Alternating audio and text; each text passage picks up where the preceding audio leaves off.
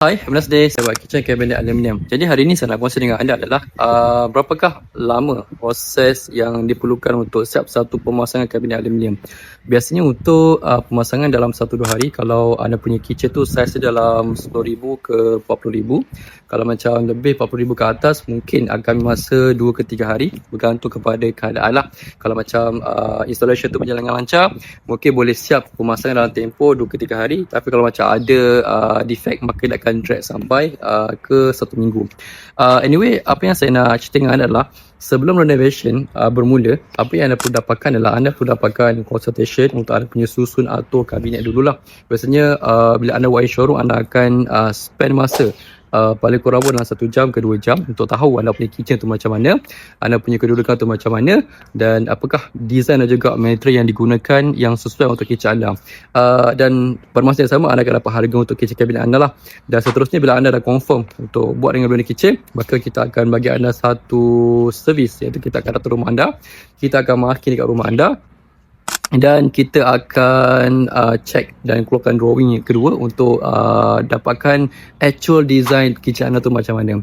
Dan selepas kita marking dekat rumah anda, biasanya kontraktor dah boleh mulakan renovation untuk buat wiring, boleh mulakan untuk buat plaster ceiling, boleh mulakan untuk buat konkrit, dan juga boleh mula untuk naik wall lah kalau anda extend kitchen anda. Jadi kesemua perkara tu, itu adalah salah satu proses yang diperlukan sebelum pemasangan kabinet aluminium, di mana kalau macam consultation ambil masa dalam 1 ke 2 jam, boleh jadi sampai 4 jam, 5 jam. Dan untuk marking biasa tak lama. Biasa marking kalau saya buat kat site, saya ambil masa dalam setengah jam, sejam macam tu je. Okay, sangat sekejap. Kemudian anda akan go through dengan proses renovation untuk buat plaster ceiling, coring, wiring, untuk buat konkrit. Biasanya dia akan ambil masa dalam sebulan ke 2 bulan lah.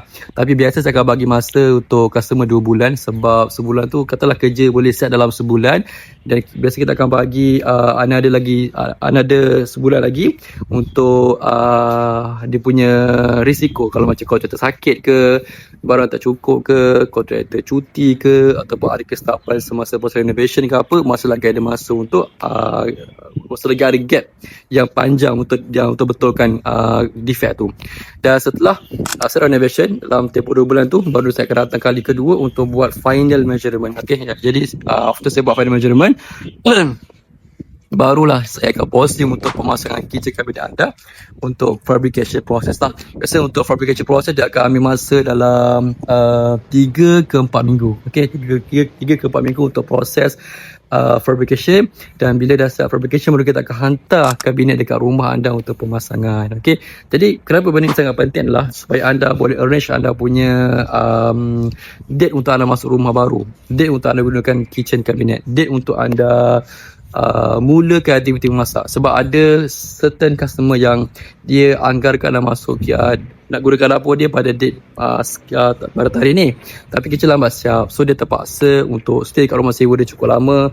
So terpaksa extend sewa dia, terpaksa makan dekat luar sampai 2-3 bulan sebab dapur dia tak siap. So benda tu consider isu yang sensitif untuk certain orang. Okay, sebab dah selalu makan luar, di lidah tu tak boleh nak siap makanan luar, so nak makan dari sini juga. Jadi benda tu ada banyaklah perkara yang akan mengganggu anda kalau anda tak betul-betul plan anda punya bila estimate kitchen anda nak siap. Jadi hopefully tips ini tahu baik untuk anda rancang untuk buat kitchen cabinet anda. So saya harap anda dapat sesuatu. Dan ingat, untuk anda yang nak buat kitchen cabinet, anda boleh contact saya, ataupun anda boleh contact mana-mana saja wakil blender kitchen yang berdekatan dengan anda. Jadi itu saja daripada saya. Okay deh, bye.